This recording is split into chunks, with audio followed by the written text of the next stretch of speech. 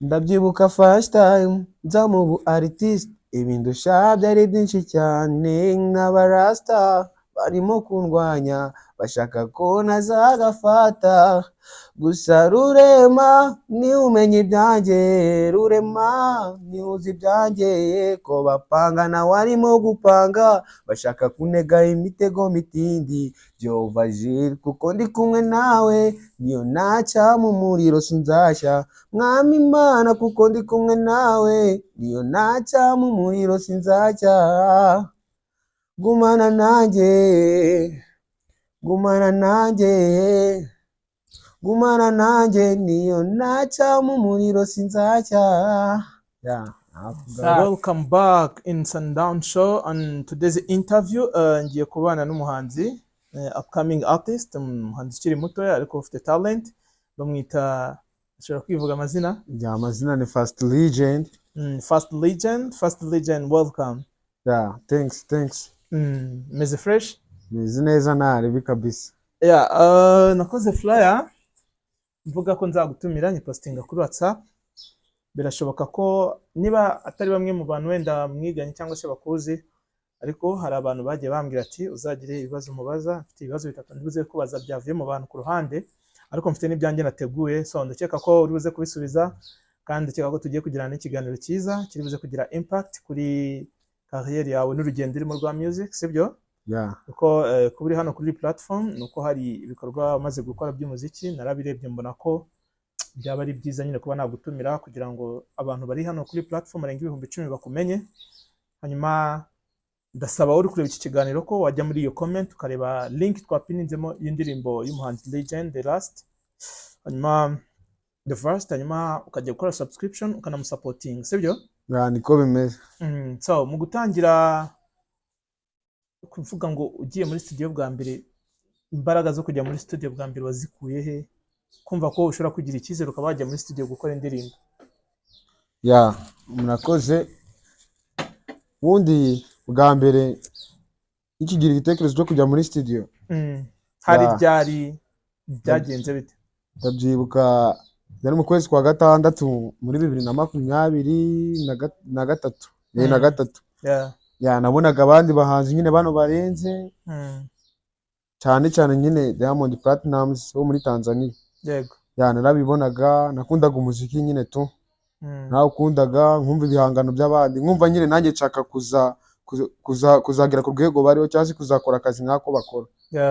Ibyo nibyo byaneraga motivation yo kumva yuko nanjye ngomba kujya nyine mu buhanzi tu. Uretse ko wararebye wenda nka studio station z'abahanzi nk'uko bivuze nka Diamond Platnumz n'abandi bahanzi bakuru, hanyuma kumva ko nawe ufite izo nzozi zo kuzakora wenda nk'ibyo bari gukora, wiyumvagamo n'impano yo kuba wakora umuziki? Impano hari ukuntu ubundi hari impano tugira, hari impano karemano, hari n'impano bisaba ko wiga nyine tu. Njye ntabwo nize umuziki nyine, ni kwa kundi ikintu kukiza mukumva uragikunze deja ugatangira nyine nawe ukagikora tu. Indirimbo wayikoze ya mbere ubwo ni muri 2020? Muri 2020 gutyo mu mezi ya nyuma. Uvuga ngo nawe uri umwe mu bahanzi bashya wenda mu Rwanda baziye rimwe nabo bita ba Juno, kuko bose baje muri corona, ba Kevin abenshi nyine twara movement yabo young generation yaje muri 2020, sibyo? Umaze gukora indirimbo zingahe duhereye kuri indirimbo yo muri 2020? Indirimbo mfite wenda izo maze gushira hanze ni ebyiri, hari lyrics, hari n'indi ifite video, ubwo ni ebyiri, ariko izo mfite nyinshi nyine kubera ubushobozi zo ni nyinshi kabisa, zirabitse ziri mu bubiko. No kuvuga ngo bijyanye n'ubushobozi wamaze gukora indirimbo ebyiri zo ziri hanze, hanyuma uracyafite n'izindi ugenda wandika zikibitse ukiri gushakira? Oya, ahubwo zikoze audio, kabisa. Okay, zarasohotse cyangwa ziracyabitse? Oya, ziri audio, ziri hanze. Ziri audio mba nzifite nyine tu, nuko mbangira ngo nzazishire hanze nyine ziri kumwe na right time. Bakoze na video. Ubushobozi bwo gukora indirimbo ubukura he? Ubushobozi bwo gukora indirimbo sometime nyine hari igihe buriya mfite mu rugo banshigikira cyane nyine tu, mfite mama nshigikira. Ndabyibuka nagiye gukora video y'indirimbo aribwo bwa mbere, ndamubwira na mere uri kubona njye ibintu byo kwiga mba mbona atari ibyanjye. Mm.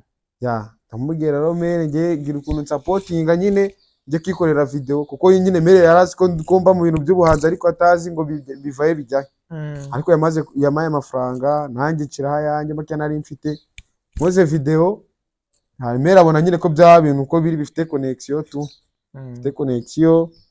Ubwo nayo nuko nyine ari ubushobozi bukeya yakwiye kujya nsapotinga ni ukuvuga ngo mama wawe agusapotinga bijyanye n'ubushobozi afite, yani hanyuma nawe ukihiringa nyine nk'umujene ufite ikintu kiba kiri kumwirukankamo ukabasha gusohora nyine ibikurimo, sibyo? kabisa. Uvuze ko ishuri wabonye ko atari ibintu byawe, ni ryari wabonye ko ishuri wenda atari ibintu byawe ugomba gushyira imbaraga wenda mu muziki? Icyizere ufite ko umuziki uzaguha umugati ni iki? Abana rukuru nyine akenshi abanyeshuri abantu bize nyine tu abantu bize bari kunyumva. Hari ukuntu akenshi muba muri nko muri class nyine ugasanga ewana mate ni insazi kabisa. Mate nyine ewana nta kintu kiri kujya mu mutwe. Nta kintu kiri kujya mu mutwe aho ugasanga nyine ikintu cyo kuririmba nimba prof yari imbere ari kwigisha wowe wibereye mu ndirimbo nyine rukurapa kuri indirimbo z'abandi iki kavuga ibingi ibintu byo nshoboye tu. Okay. Byose wavuye mu ishuri wahagaritse ishuri ryari kugira ngo uvuge ngo ugiye kwiyegurira music? Ntabwo ari kuvuga guhagarika ishuri, njye ntabwo ugeze mu kangahe? Ngeze troisième. Uzakora troncome? Nzakora no mwaka ejo bundi. Wiga ku kihe kigo? Muri JS Buhaza hano hano. JS Buhaza. Ni ukuvuga ngo ubu aba classmate bose abakolegi bose bo ku ishuri bari uze kureba iki kiganiro. Niko bimeze kandi ndabizi ko bari bukishimire kabisa. So reka tubahe shout out abanyeshuri mwese mwigana na Legend, hanyuma muze kujya no kuri channel ye mukimara kureba iki kiganiro munyura muri comment uraza kubona hari link y'ubururu iri hejuru, munyuremo hanyuma mujye gusapotinga umu classmate mugenzi wanyu ubona ko yatangiye kugerageza gukora ku mpano ye. Nanabasaba namwe muri kureba iki kiganiro ariko mwigana nawe ko namwe talent mufite mwagerageza gutangira kuzipushinga ngo mureko nyine zatangira kubabyarira umusaruro. Legend, wumva nusoza ishuri secondary uzakomeza kaminuza cyangwa uzahita ujya mu muziki, cyangwa ugisoza troncome ushobora kujya kwiga wenda ibijyanye n'umuziki? Niyumvamo ko nyine tu nindangiza 6ème nyine bitewe n'ubushobozi. Yego kaminuza ushobora kuyiga ariko bitewe n'ubushobozi ari ukuntu tuvuga reka nkatire mande njye gushaka amafaranga. Yego ubwo nyine ibindi bizaza nyuma. Yego uko niyumva tu uko niyumva wenda Imana ibigizemo ubushake tu nkarangiza kaminuza umuziki wanjye nyine nkawukomeza. Byaba ari ibintu byiza nyine nabyo neganya yuko nyine biza muri future yanjye. Umuziki urimo department nyinshi, harimo amaslat, amadrill, harimo hip hop, harimo R&B, afrobeat, harimo gospel, harimo reggae, ni nyinshi nyine. Wowe nihe wiyumva nyine ko ufite ubushobozi? Wenda nabivuga ukagira ngo wenda ngo nukwikina gusa. Ubundi igihe nabaye muri korali nyine tu kandi umuntu wabaye muri korali urumva nyine nawe abazutuntu tw'utuntu abafite notion ukuntu ijyanye n'umuziki. Ngizo njyana uvuze njyana nyine njya nshobora nkumva ndazizi fresh kabisa. Njiyumvamo neza nyine tu ikintu bita gospel, R&B na afrobeat. Izo njyana ko ari izo eshatu. Umuntu wizera kwijwi izwi nanjye mba ndimo neza kabisa. Watunyirijemo se nk'aga track kamwe ka gospel cyangwa ka R&B yaba ari yawe cyangwa se n'undi muhanzi wumva nyine ubasha gushyikira? Kugira ngo abakristo tuziranye babibone noneho reka bari imbere akaririmbo ko mu gitabo no munsi tumaze twiragize n'Imana. Akaririmbo karavuga ngo aho hera nifuza kuzagerayo nkaririmbana n'abera indirimbo zo kunesha.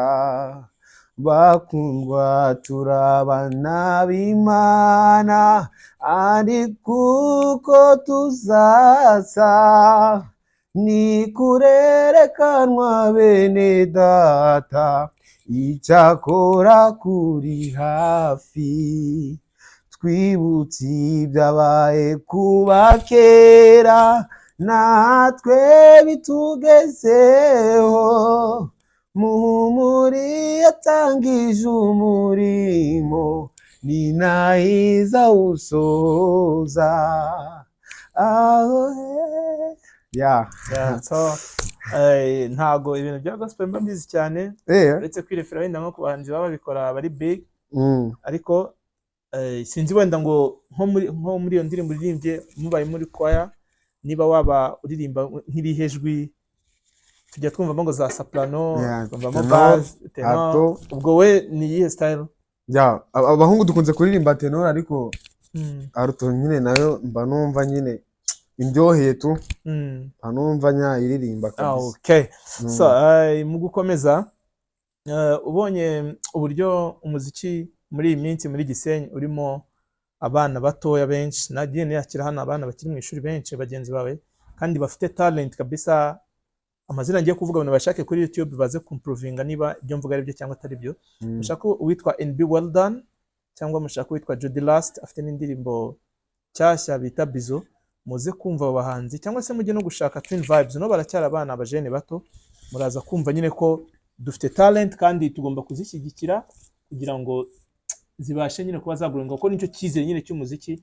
Abahanzi bose tubona bakomeye bagiye bahera hasi, hari n'abatarabonye ubushobozi nk'ubwo mwe muri kubona none bwo kuba yakora iyo ndirimbo, bwo kuba yakora iyo interview akajya kuri platform nyine nka YouTube, aho umuntu ashobora kuba ari no muri Amerika cyangwa se mu Busuwisi, mu Bushinwa, South Africa, akaba yabasha kukureba, sibyo? Ni ukuvuga ngo urebye uburyo wenda ubu ngubu umuziki uri gukorwa, bisaba kuba ufite impano kugira ngo ubashe kugaragara, sibyo? Ukora ikintu cyiza umininga nyine ufitemo impano, icyizere ufite wowe ko ibi bintu nk'uko wavuze ushaka kuzabigira akazi kizakunda ni iki? Ntabwo numvise ibintu ushatse kuvuga fresh. Ndavuze ngo muri iyi minsi umuziki urimo abahanzi benshi bakiri bato, mvuzemo na bamwe maze kwakira hano, ntumereye nkubaza ngo nawe kuri muri iyo young generation icyizere mufite ko umuziki uzababyarira nyine umufungo ni iki?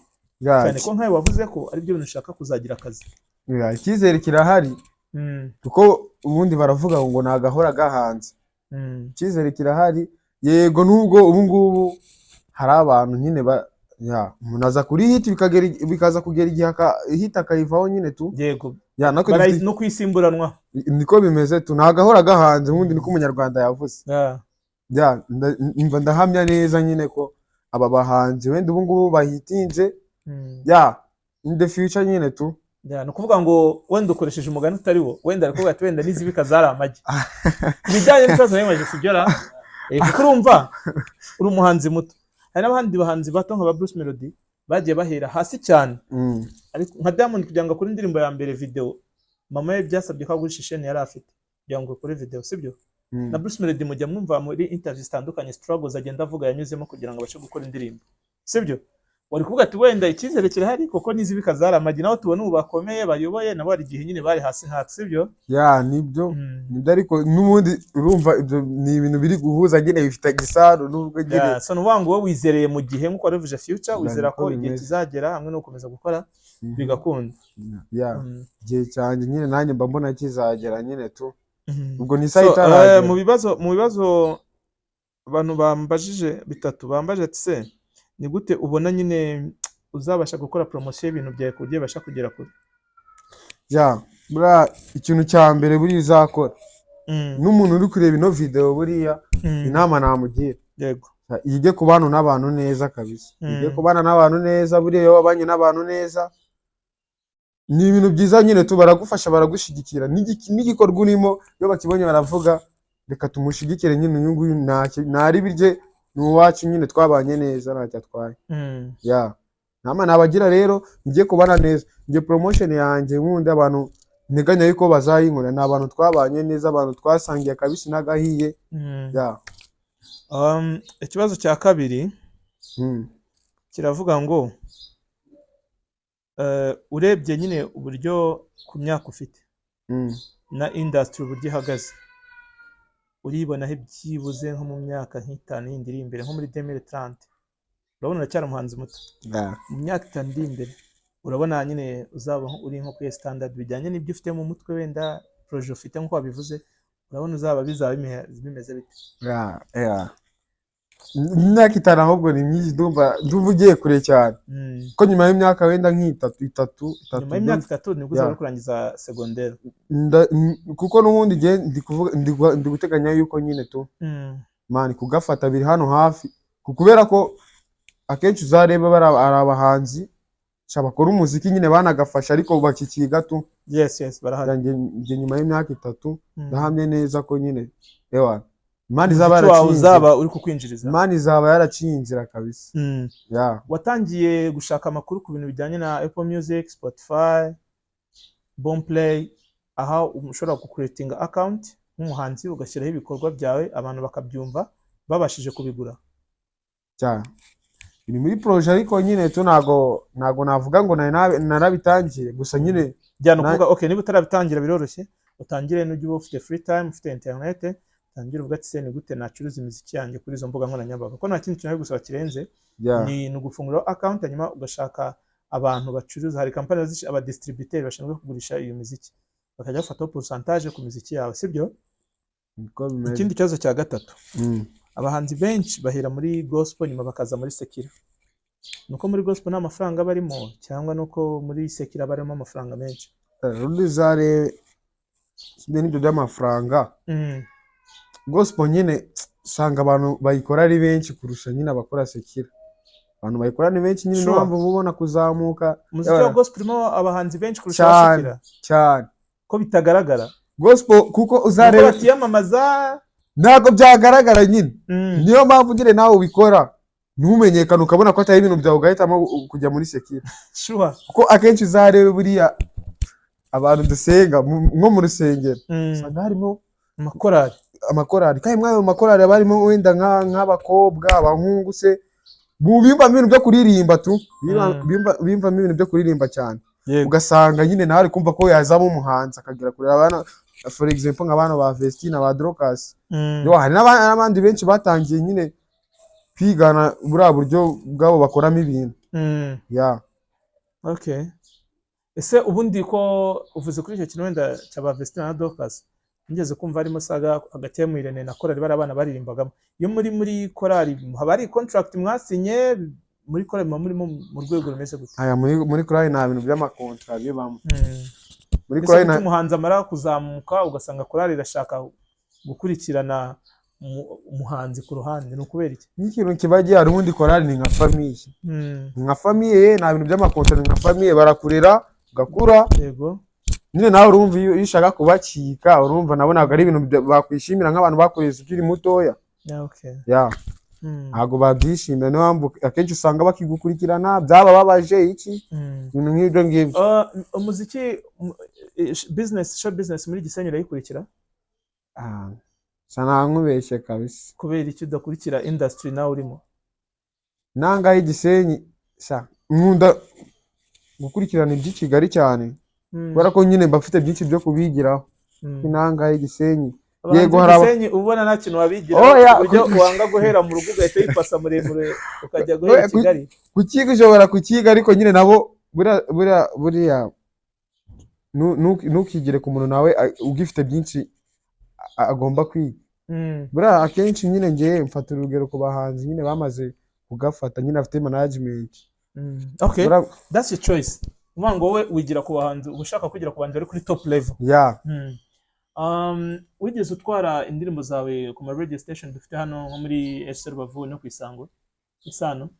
Ntago nabikora bitewe n'ubushobozi. Twara indirimbo nkuko kuba njye nawe twabaye turi gukora interview ndi kukwereka abantu, ntago hari ubushobozi, hari ikintu se wigeze wishyura? Nta bushobozi burimo. Kuvuga ngo abari byiza nyine nk'umuhanzi urakoze indirimbo ufata time nkuko hano turi gupremieringira indirimbo yawe ukayitwara no kuri radio, udafite iyo connection ushobora kuncaho kandi yatenda mpuza n'umuntu ukora muri show business muri SR Rubavu cyangwa ku Isano, ubashe kuba nyine twareba uburyo najya gutanga indirimbo yanjye ku buryo n'abantu bazajya bayisaba, abana twigana, abantu muri rusange nyine bayikundi kaza no mu top 10 gutyo, sibyo? Kuvuga ngo rero nituza gusoza ikiganiro ndibuze kuguha nimero zo bita Big Shema, ni umunyamakuru wa SR Rubavu wa RBA, muze kuvugana umubwire ko wavuye hano, hanyuma uri buryo atwara indirimbo yawe, ko ni nacyo kibazo abahanzi benshi bafite hano mu mujyi. usanga akora indirimbo akayishyira kuri YouTube ubundi akituriza ntakore promotion, ntagerageze nyine uburyo akora ama challenge, uburyo nyine indirimbo uyipushinga ikagenda, sibyo? Kuvuga ngo rero icyo kintu ujye ugikoraho, next time nujya ukora indirimbo ujye uyikora ariko uvuge ngo ndayipromotinga mu buryo bumeze gute, sibyo? Ukora ama challenge ku ma TikTok. Ubu ngubu indirimbo ishobora kuba yaranze ariko yatwara kuri TikTok. Ubonye Kasongo se indirimbo ya kera cyane, ariko urabona kubera ko yanyuze ku ma TikTok, kuri izi social media platforms abantu benshi bakoresha, yahise yongera abantu bajya kuyishaka, bajya gushaka original. Uvuga ngo ibi bintu ugomba kumenya uburyo bihuza kugira ngo ibintu byawe bibashe kugera ku bantu benshi cyane. ubundi ikintu kiba cyabayeho ni ukutamenya tu. Niyo mpamvu nyine guhura n'abantu bari muri industry, ibyo nakubwiraga, abantu bakora ibintu ukora, hari ibitekerezo ugenda bakuraho, hari ama idea bagenda baguhereza, sibyo? Wenda reka tugane ku musozo singutindane cyane kugira ngo nanjye njye no mu kandi kazi nawe ujye no mu kandi kazi, sibyo? Hari ubutumwa ufite ugenera abahanzi muri rusange? Ubutumwa burahari, aho kubita ubutumwa burahari kabisa. Buriya buriya niyo umuntu umugejejeho ubutumwa akagira ikintu amenya kivuye kuri wowe biba ari byiza. Bya kintu nk'ubutumwa navuga wenda ni bwo kugira abahanzi inama nyine, cyane cyane abahanzi b'inaha i Gisenyi tu. Yego, abahanzi b'inangaha hari ukuntu nyine wumva ko mana urenze tu, mugenzi wawe akaba ataza nyine ngo agusabe support cyangwa se iki ari ikintu agukeneye ngo ukimukorere, bitewe n'uko nyine yego twese turi underground ariko nyine ntabwo turi kuri level imwe. Hari abantu bageze kuri level nyine tu, tugiye turutanwa tu.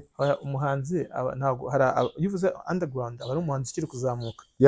None se ko hari abahanzi hano muri Gisenyi bamaze imyaka 10 mu muziki babita underground, bakoze featuring n'abahanzi bakomeye mu Rwanda cyane gute? Hari abahanzi bari nanga ubundi, hari abahanzi bari nahangaha ariko nyine usanga nyine bakizengurukaho tu. Ko nakumbwira ngo umaze imyaka 10 uri mu muziki ahangaha, utari wajya Kigali nyine ngo ubone management yawe ikuzamure cyane nyine tu. Kubera ko uzarebe akenshi iyo umuntu amaze gukora igihangano cye kikarekwa kigakurikirwa, nuze umva Kigali ntihahita aturiza nyine. Ariko biriya bintu nyine bigomba no guhinduka. Uzi impamvu bigomba guhinduka? Ntabwo buri muhanzi wese azabasha kumenyekana kubera ko yagiye i Kigali. Ntabwo bizashoboka. Oya nibyo. Amahirwe uri afite yo kuba yajya wenda bigakunda umuhanzi runaka, ntaho kamana umuhanzi w'inaha ariko gitangira gukora umuziki yagiye kuwukorera i Kigali. Ntabwo unese ayo mahirwe uzayagira, ntabwo uzayagira wowe wenda, sibyo? Cyangwa se nuyagira Jody Last ntabwo azayagira. Ikintu cy'ingenzi n'abantu babyumvireho, abantu bagomba gukora kugira ngo kariyeri na industry y'igihugu itere imbere muri rusange, nuko buri muntu, niba umuntu akora indirimbo Rusizi igomba kumenyekana, umuntu akaba umustar ari mu rugo bitabaye ngombwa ko ngabanza kwimuka. Igihe bisaba ko wimuka kugira ngo nyine ndimo wagure umuziki wawe, hari igihe bizagusaba kwimuka, ariko hari undi bitazashobokera. Nimuba mwaramaze kubaka icyo kintu rero, kumva ko buri muhanzi agomba kuzamuka kubera ko yagiye i Kigali, nimwubaka icyo kintu utazashobora kujya i Kigali impano yizapfukiranwa, sibyo? Tugomba gufatira urugero ku bihugu byadusize. Muri Amerika buri state yose waba urimo bitewe n'impano ufite n'uburyo ukora ibintu byawe, umuntu aba umustar akamenyekana, sibyo? Muri Tanzania tujye hano hafi, ntabwo umuhanzi kugira ngo amenyekane bisaba ko bari Dar es Salaam. Tujye hano i Goma, ba Inosbi bagiye bakora amazina bagera ku rwego rw'isi, ari abantu ba hano muri Kongo. Ubu turi kubona umuhanzi ukomeye bita Balgos hano i Goma. Ni umuhanzi uri gukora amahit, ari gukora featuring n'abahanzi ba za Tanzania ba Rayvanny muri Wasafi. Indirimbo ze ziri on trend ku ma TikTok, urumva? Kandi ni wa hano i Goma. Ntabwo bizamusaba, ntabwo ari ngombwa kujya i Kigali, sibyo? Indi message wenda ugenera abakunzi bawe wenda bagusupportinga bareba n'ibintu byawe ni mbere na mbere manje gushimira umuntu umwe ahagarariye company bita P7. Ndamushimira nyine ahantu ari nyine yumve ko mushimiye, n'umujamange bamwita Valence nyine yakomeje kumfasha nyine, mu muziki wanjye akomeje kumfasha nyine, ari kunzamura nyine, ari gukora uko ashoboye kose nyine tu.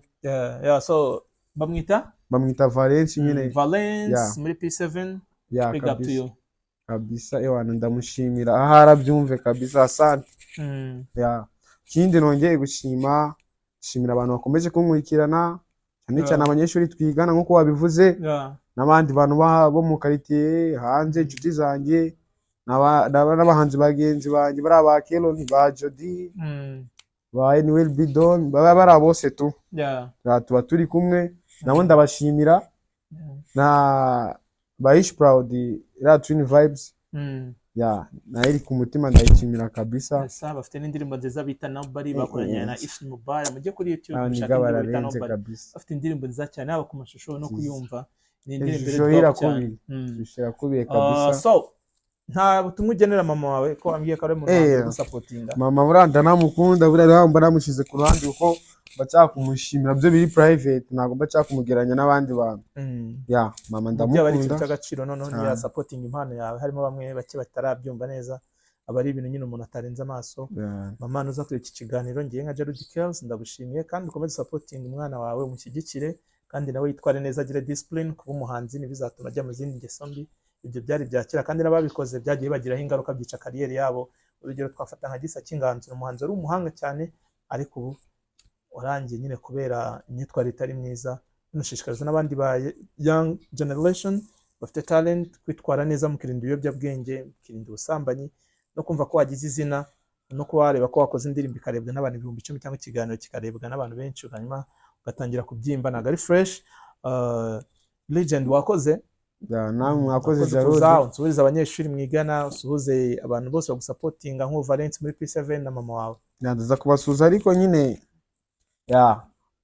karimbo kanye nayo cyakubatamuka, karimbo kanje kari cano bakita Gumana Nanjye. Bari umuntu ufite network aho hafi nyine ahita gasacinga ahita kabona indirimbo Gumana Nanjye kuri YouTube. Fast Region. Fast Region. Yes sir. Aravuga ngo ndabyibuka first time nza mu bu artist, ibindusha byari byinshi cyane, n'abarasta barimo kundwanya bashaka ko nazagafata, gusa Rurema ni umenye ibyanjye, Rurema ni uzi ibyanjye, ko bapanga na warimo gupanga, bashaka kunega imitego mitindi, Jehova Jire kuko ndi kumwe nawe, niyo naca mu muriro sinzashya, Mwami Imana kuko ndi kumwe nawe, niyo naca mu muriro sinzashya, Gumana nanjye, Gumana nanjye, Gumana nanjye, niyo naca mu muriro sinzashya. Murumva ko ni indirimbo iri mu lyrics zifatika, ni indirimbo iri mu butumwa. Urumva mugende mu streaming kandi mu supporting, mukore subscription kuri channel yaze kwishimira nyine kuba ari kubona ko ibyo ari gukora hari abantu bari kubya appreciate. So we sign out. Kino kiganiro Sundown Show, dusubire ubutaha tuzana n'abandi bahanzi n'abandi bantu muri rusange bagiye batandukanye. Story time iragaruka vuba na Mukaru na Kudus, hanyuma abayisilamu komeze mugire igisibo cyiza, kandi n'abandi muri mu kazi turabifuriza ko akazi kanyu gakomeza kugenda neza. We sign out.